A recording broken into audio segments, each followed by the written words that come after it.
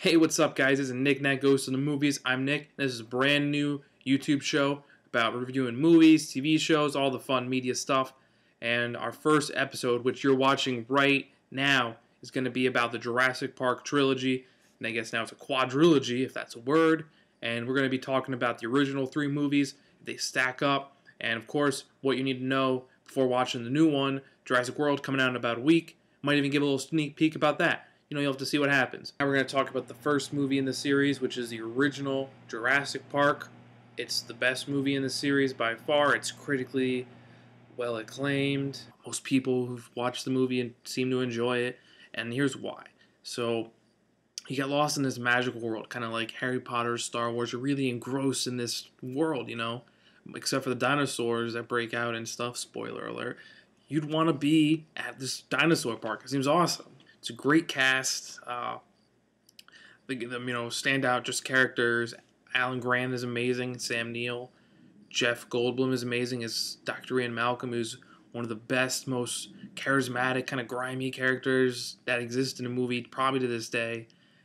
John Hammond is a great, not really bad guy. You kind of care for him. You feel for him when his park goes to crap, but he's a real human. He's not just a character. And even some of these minor characters, just an all-around fantastic cast. It starts off very expositionally because it is the first movie, so it really has to kind of get you engrossed. But once a movie about dinosaurs in a theme park zoo, we expect things are going to go wrong. They do.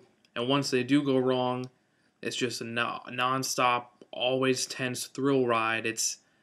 You gotta take a breath. You can't. And when it finally gets to the end of the movie, they're escaping on a helicopter, the people who made it out, and you're like,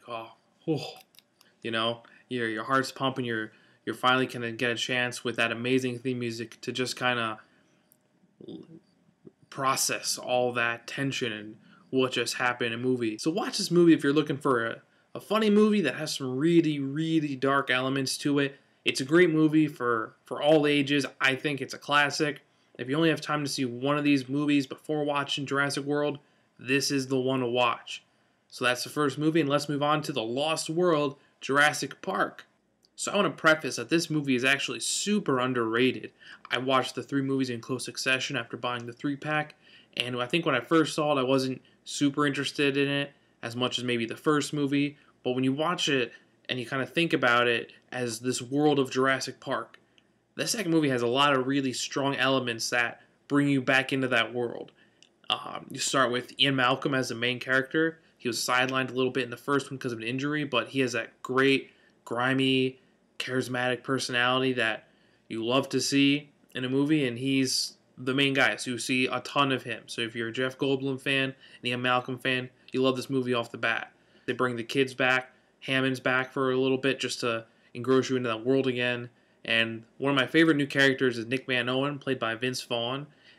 He's a great add to the movie. The hunting set pieces in this movie are both amazing. It starts out with a lot of poachers trying to catch a dinosaur. Some really cool filming style of that, of how they're doing it. And then when the Indian team, which comes to poach dinosaurs, is themselves retreating into the tall grass, it's a hunting scene where the dinosaurs are the hunters and the hunters are the prey. It's great, awesome scene. A lot of fatalities in this movie. Pretty dark movie as well, but that's to be expected with Jurassic Park. And it's actually a pretty cool movie, except for the end, which is probably the critically most reviewed part about the movie. Dinosaur rampages around San Diego, and there's so many consistency issues, continuity issues. It's all over the place. The end of the movie is really weird. It's a great movie, but then you get to that end and you're like, ugh. So unlike the first movie where you're watching the whole movie through and by the end of it you're reflecting on it and kind of taking it all in, the second movie you're like, man, there are some really cool parts of the movie, but that end was, ugh. So if you have time to watch this one before Jurassic World, totally recommend watching this one as well. You're going to like it. You might be disappointed by the end, but if you watch them in back-to-back succession, you really do still feel engrossed in that world of Jurassic Park. So now let's move on to the third one, Jurassic Park 3. So the third movie in the original trilogy is easily the weakest of the first three. There's not really much to hang your hat on and say that's a good movie.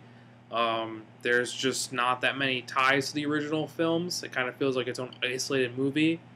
Other than Grant being the main character and back, and Dr. Sattler being around for a bit, other than the fact that there are dinosaurs and they're on an island, it just feels not part of the other two movies. The new characters aren't particularly inspiring. The parents, I don't really care about what happens to them. The kids, not great comparatively to other kids in the franchise, with the last movie having Malcolm's daughter who gymnastic kicks a dinosaur and kills it. Fun fact, that's the only time where a human kills a dinosaur on camera up to this point in the series. And in the first movie, the two kids felt like real kids who had quirks that helped them survive. The one kid was good at tech stuff, and the one kid was really dinosaur knowledgeable. And the mercenaries, they're around for a bit, but you don't really care what happens to them just because they're not around that long. Probably the best character is Billy, who's Grant's assistant. He's probably the most charming character, and you really care about him the most. And he also happens to be pretty prominent in the coolest scene in the movie, which is the birdcage scene, where they introduce a new breed of dinosaur. But other than that, it's not the best movie. It's not super engaging, and if you have time and you've seen the first two, totally see it to get the full trilogy before watching the new one. But if you don't have time, or you're not a die-hard Jurassic Park fan, you could probably skip the third one and not be missing that much. Hey, what's up, guys? This is Nack right here. I got my ticket. Gonna go see Jurassic World right now. Come back, then tell you guys, spoiler free, of course, what I thought of it. So let's go do it. Hey guys, I'm back from Jurassic World. Just saw it. It was amazing. Second best only to the first one. New characters, fantastic. We all knew Chris Pratt was going to be good. He was great. He's definitely up there with Sam Neill and Jeff Goldblum for your leading guy. Definitely a bunch of good new characters that are charming and engaging. Some great nostalgic moments. I don't want to go into any spoilers, but if you're a fan of the series as a whole, you'll definitely find some good moments to hang your hat on, especially if you are as big a fan as most people are, as I am, of the first Jurassic Park. There was definitely a lot of good moments with just ramped up tension and drama. It felt like even more. I'd say this is very similar to Jurassic Park 1, but on such a grander scale. I'd say the only thing that may have fallen a little flat for me might have been some of the corporate backstory and how that plays out throughout the movie. But other than that, it was an amazing movie. You guys should definitely go see it as soon as you can in theaters. Well, that wraps it up for this episode, guys. Next episode, we're going to be tackling some of Marvel's weirder properties, like Ghost Rider, Punisher, and Guardians of the Galaxy, in anticipation for their newest odd entry into the franchise. That's all for me. I'll see you guys next time. Have a good one.